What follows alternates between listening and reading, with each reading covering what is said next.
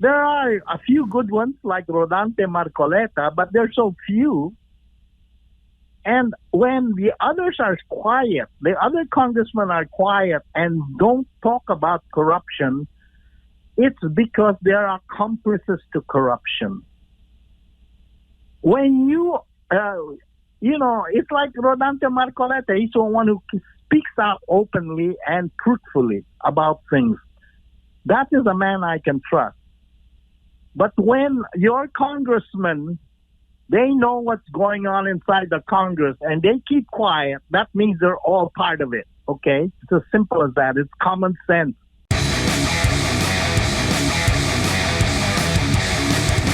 Ano po ang pakiwari ninyo doon sa mga naging tinuran ng veteranong congressman na si Congressman Isidro Ungab hinggil po doon sa 2025 national budget? Hindi lang po siya ang nag-ingay, si Senator Bato rin po na pumuna at ilan pa pong mga ekonomista ay pumuna po sa kinahinatnan ng 2025 budget na mas malaki ayon sa mga nagkomento ang budget sa infra kaysa sa budget sector. Well, it does to me. Given the corruption that we had regarding those 5,500 flood control projects, of which nobody was held accountable, and which obviously, there was a lot of corruption involved because I saw some of the videos of the dikes. They didn't even have steel bars in them, and so they collapsed.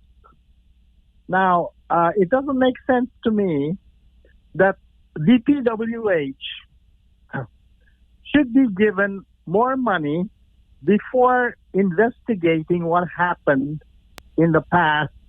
We spent, I think, $1.3 trillion on those flood control projects. And they turned out to be totally ineffective. They turned Metro Manila and adjoining provinces into a big swimming pool. And that by itself should indicate, that there was something wrong with the way those flood control projects were done. And the first thing one would do, naturally, if one was a president, was to find out who is accountable for it. Because as Senator Amy Marcos herself asked, where did the money go? And everybody's asking the same thing. Now, all of a sudden, you are increasing the budget of the same department without first investigating what happened to the past projects. To me, it's, you do not reward a department that has been, that has not careful and has not done its work properly. You don't do that. I mean, one must be crazy to do it. Opo. Hello? Yes, sir. Paparating na po ang 2025 midterm elections at alam po natin, sir, ang politika natin, kahit hindi mas Pilipinas, worldwide, ay cycle, paulit-ulit po. Pero iba po ang panahon ngayon, Sir Jose, kung ikukumpara po ninyo sa Marcos Jr. administration. Kung ating mapapansin, mas malapit po ang administrasyon na ito, ang Marcos Jr. sa mga kano. And mas matindi po ang mga ingay sa issue ng korupsyon compared po doon sa naging administration ni former President Rodrigo Duterte. Meron po ba kayo nakikita dito, sir, na koneksyon sa mas matindi na pagyakap ng Marcos administration sa mga Amerikano kaya may mga issue ganito ng korupsyon?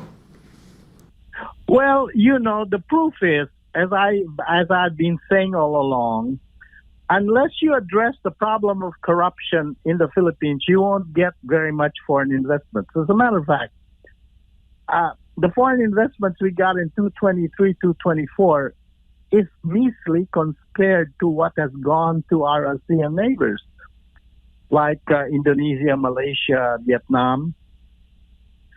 And that by itself is an indication that our foreign investors don't want to invest in the Philippines because of the corruption.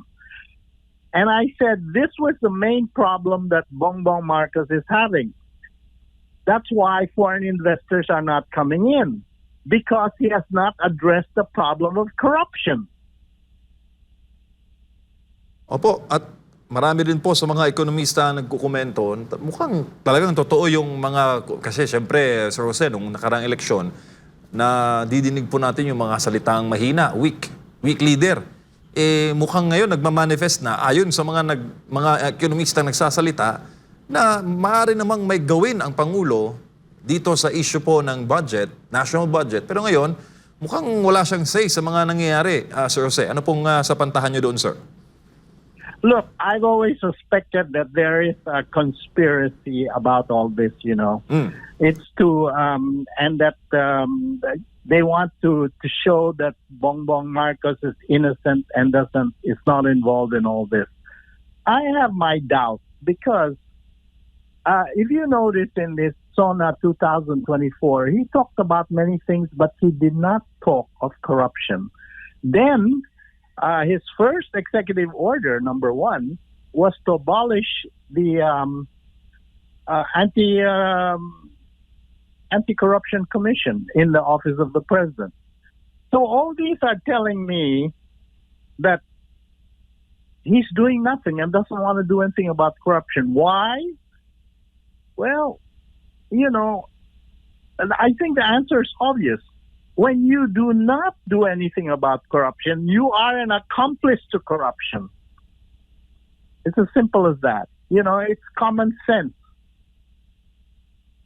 Opo, sa iyo pong experience, sir, sa pamamahala, being a former presidential consultant, may nasasabi ba, sir, itong mga Amerikano hinggil dito sa estado ng ating pamumulitika sa Pilipinas? I mean, may nababanggit po ba sila na, kayo mga Pilipino, madali lang kayong bilhin?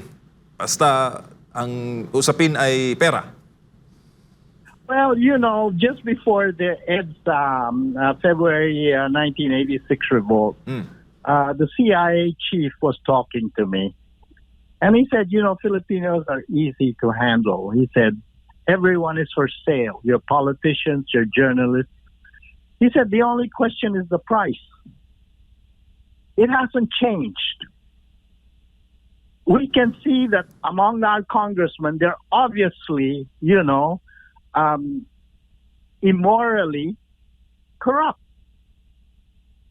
The way they handle things, the way they conduct their hearings. I mean, one doesn't have to be a genius to find out that there is absolutely something wrong in our Congress.